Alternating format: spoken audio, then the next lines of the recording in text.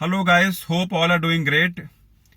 Today's topic which I thought to discuss more, which is very important and relevant in today's job life, which I have made my notes and I have listed down some points to share with you all so that it can help you also. How to handle office politics. It is not that every office has politics, but majority of the office where people are in the hierarchy level, where people are in the level that they can bully down people, where people are in the level that they have many levels down the line, such things automatically crop up. So it is not something new. It is very familiar, but one has to handle it wisely. So few points I have listed down, which if you think over it and if you practice over it how to handle it, I am sure you can be a little bit smarter in these situations. One is, don't demean the seniors. This is a general problem which I see with many freshers and many people who are in their first year, second year, third year, that after learning the trick of the trade, they try to demean their seniors, they try to make fun of their seniors, they try to not obey the seniors. I'm not telling that you should obey for wrong reasons, but actually you should be polite to talk to them in such a way that they also understand your feelings, but you should not demean them. The moment you start demeaning them, that means you have lost the respect and you have lost the respect among others also. Second is, face your fear politely. Suppose if some work has come up and your manager has told that you have to get this done. Now, at one point of time, you have some fear that how will I do it and all that. But at the other point of time, you should try to suppress your fear, discuss with your team members, make a team, analyze the problem. If required, you can talk to your manager. But instead of that, people start reacting to it that you have given to me with a purpose. You know that I'm not capable of it. You want to throw me out. You want to play with me. All these things comes up in the mind, which is not good. So the point is, face your fear politely. Fear is there. Fear is there with everybody to save their job, but it should not show in your reaction. You should respond. You should respond to the problem, not react. Because the moment you react, and that day will be okay, second day will be okay, but what in third or fourth session, you will be shown the doors. So you should try to react less, respond more, but politely. Third is, respect your colleagues. The people who are with you in the team, you have to respect them. Don't try to play over smart with your colleagues, because the moment you try to play over smart with them today in front of the manager, tomorrow suppose you are stuck and they play smart with you, then how do you feel? So the more transparent you are, the more approachable you are, the more team player you are, the more you are accepted in the team, and you will be always be in demand, rather than people try to avoid you because they don't know that how you will react and how you will reply to them. They will try to be away from you, which is not good for working in a team. Fourth is, be workaholic. You should show that you are involved in the job given to you. You should show that you are interested in the task given to you. You cannot play the game by standing outside. And you should never think that by standing outside, if the team wins, I will take the glory. And if the team fails, then I will have a backfire to the team that it is not because of me. That is wrong. You should be totally involved in the game. You should be totally involved in the process. You should be totally responsible in the process, and you should be accountable in the task. There is no shortcut to this, because every team member, every team leader and manager is observing you. You don't think that nobody is observing you.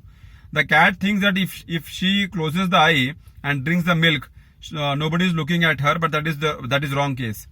So try to be workaholic, try to be responsible in the team. Fifth is, don't gossip wrong about the company. That is a major problem which happens in today's time.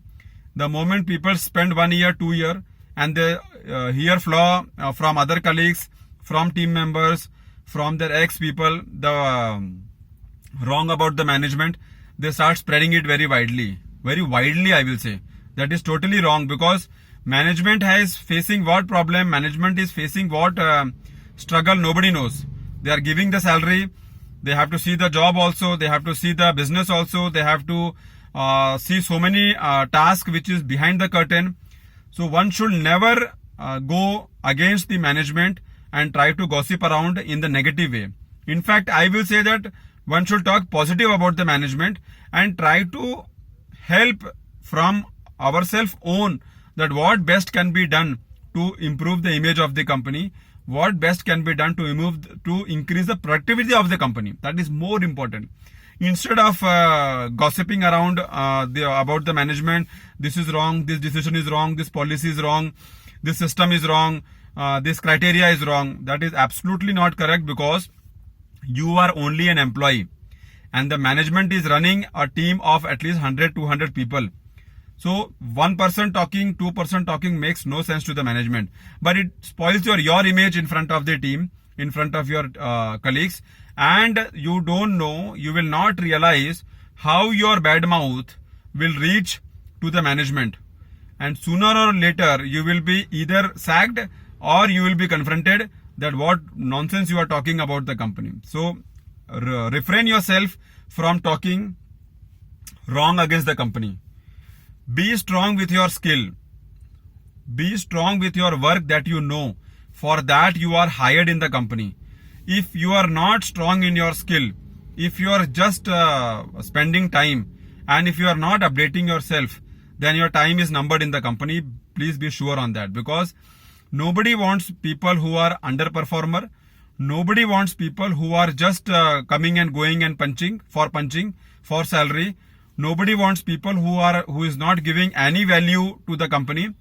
Nobody wants people who is not adding to the effort to gain profit to the company.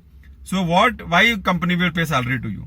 So you have to be so strong in your work, so strong in your skill, so strong in your performance that nobody should excel, nobody should counterattack to you, nobody should question you on that part. In fact, I will say you should do work more which is not told also. Then that is how you will stand out and people will recognize you, and slowly it will reach to the management and you will be a known figure. Be brave but not naive means you have to be bold, you have to be outspoken, you have to take a stand, but you should not succumb to the pressure and become your Katputli type.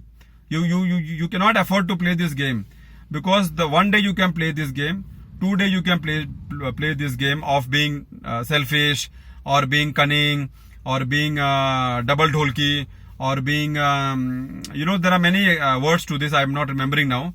So this will not work. You have to be bold and you have to be present yourself as it is. People should know that no, he will take the right stand. People should know about you that no, he is a bold person, he knows his job, he will take the correct decision, he will talk correct about the situation, and he knows his area of interest. So you should be known in that way. Understand the informal network. This is a very important area where many people forget and they start going against it. Informal network is so strong in the company that you don't know that who is passing your message to the management, who is passing your gossip to the management, and you come in the bad book. The moment you land up yourself in that bad book, it will take time to rub it out. So you have to be very clear your company's informal network. They are hidden people. They are people who will talk in front of you, who will engage with you, who will talk what you are talking. But the message what they are giving to the management, since they are close to the management, they must be old people. They must be the top management people's good colleagues. So the message what you are giving is shared there, and then your name becomes in the wrong book noting down, and then it affects your journey in which way I cannot tell, which you can understand. Build connections. You have to be building connections through your network, through your skills, through your work ethics, through your talking, through your behavior, through your approach in the team. That is very, very important to make you stand and run in the company for long run. You should develop people skill. That is very important. Your behavior will affect in a good way. People skill is very important to nurture, because every time you are interacting with people, every time you are being observed, every time you are being seen or heard, so you should have that skill how to handle people of different strata, of different levels. Be strong in your profile. As I told, your skill is very important. 90% of your performance, 90% of your appearance, 90% of your rating will happen only on your skill. Do extraordinary to get good results. Do extraordinary to get good growth. Do extraordinary to get known in the company. And last is neutralize negative politics, which will affect you in some way or the other. So I hope I must have given some message out of this discussion, and these are very important points. One should think over it, and one should try to inculcate these points, whether they are practicing it or not practicing it, to grow in their career. See you next time. Thanks a lot for listening.